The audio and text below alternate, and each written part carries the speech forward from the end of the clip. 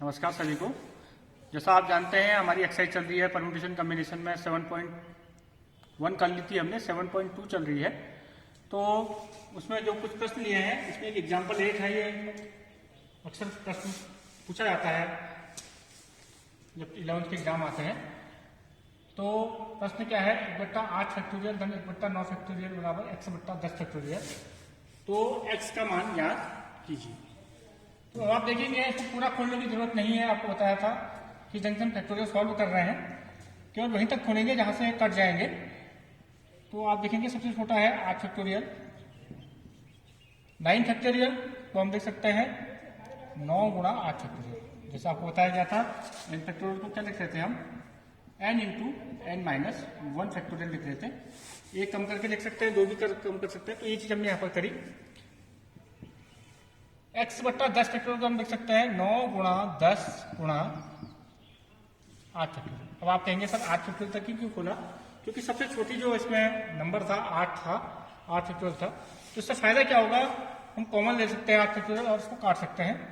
तो अगर हमने 1/8 फैक्टोरियल यहाँ से कॉमन ले लिया तो यहाँ पर 1 बचा, यहाँ 1/9 बचा और यहाँ x बट्टे 8 फैक्टोरियल कॉमन ले लिया है हमने। तो यहाँ बचा 1/x बट्टा 9 गुणा 10 बचा। तो देखेंगे क्योंकि ये बराबर में है, कैंसिल आउट हो गए। अब आप आसानी से फैक्टोरियल वाला आपका पार्ट कट गया है तो इसको सॉल्व कर सकते हैं। 1 धन 1/9 आप कहेंगे 10/9 बराबर x बट्टा 90। तो x का मान कितना आ जाएगा, तो x बराबर आ जाएगा 9.90 यानी कि 10 गुणा 10 यानी कि ये आ जाएगा 100। इसको आप आसानी से कैलकुलेट कर सकते हो। तो x का मान आ गया 100। ये बहुत महत्वपूर्ण प्रश्न है, हमेशा पूछा जाता है।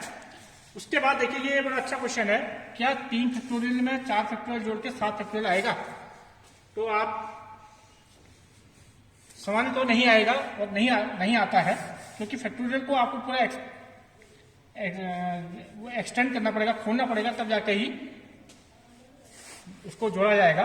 कभी भी फैक्टोरियल को आप डायरेक्ट नहीं जोड़ेंगे। ये नहीं कहेंगे कि 3 फैक्टोरियल को 4 फैक्टोरियल से जोड़ के 7 फैक्टोरियल आता है, ऐसा नहीं होगा। 3 फैक्टोरियल को आप देखेंगे वैसे भी 3 गुणा 2 गुणा 1 और 4 फैक्टोरियल देखेंगे 4 गुणा 3 गुणा 2 गुणा 1 और 7 फैक्टोरियल देखेंगे 7 6 5 4 3 2 1। आप देखेंगे सॉल्व करते हैं स्पष्ट दिख रहा है। ये कभी भी ये 6 आ जाएगा, ये 4 3 12 दूनी 24 आ जाएगा और ये बहुत ज्यादा क्वांटिटी आएगी, कभी भी बराबर नहीं हो सकती है। तो क्या 3 फैक्टोरियल में 4 फैक्टोरियल जोड़ के 7 फैक्टोरियल आएगा? तो आपका उत्तर नहीं आएगा और ये ऐसे जोड़ना भी नहीं चाहिए। आप सीधे सीधे इसको खोलेंगे तभी आके इसको ओपन करेंगे। अब एक साथ लास्ट तीसरा प्रश्न है, बहुत आसान सा प्रश्न है।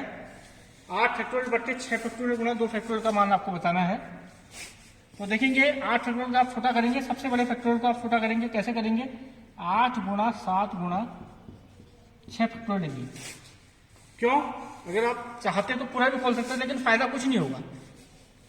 फायदा कुछ नहीं होगा, आपको काटना है वैसे भी कट गया है। वहां 2 फैक्टोरियल देखेंगे तो 6 फैक्टोरियल से 6 फैक्टोरियल कैंसिल हो गया। अब आप चाहते इसको x खोल के काटते या डायरेक्ट काटे कोई फर्क, उत्तर वही आएगा, इसलिए खोला नहीं हमने। 2 फैक्टोरियल आप जानते हैं 2 गुणा 1 यानी कि कुल मिला के कितना आ गया 8 बट्टे 2 गुणा 1, कुल मान आ गया आपका 4। तो इसी प्रकार से 8 गुणा 6 से 6 कट गया, 7 भी आपका छूट गया था तो 56/2 आएगा। 56/2 यानी कि आपका 28 यहाँ पर उत्तर आएगा। गलती से आपने 7 देखा मैंने। तो इसी प्रकार इसी क्रम में मैं अब इस एक्सरसाइज को पूरा करूंगा। तो आपको एक प्रश्न आपकी एनसीईआरटी का है, यदि 1/6 फैक्टोरियल धन 1/7 फैक्टोरियल बराबर x बट्टे 8 फैक्टोरियल, तो x का मान ज्ञात करिए। ये प्रश्न जो मैंने आपको दिया है बिल्कुल सेम इसी प्रश्न की तरह है जो एग्जाम्पल 8 है। तो आप इसकी प्रैक्टिस करेंगे। तो आपने देखे किस ढंग से प्रश्न किए जा रहे हैं।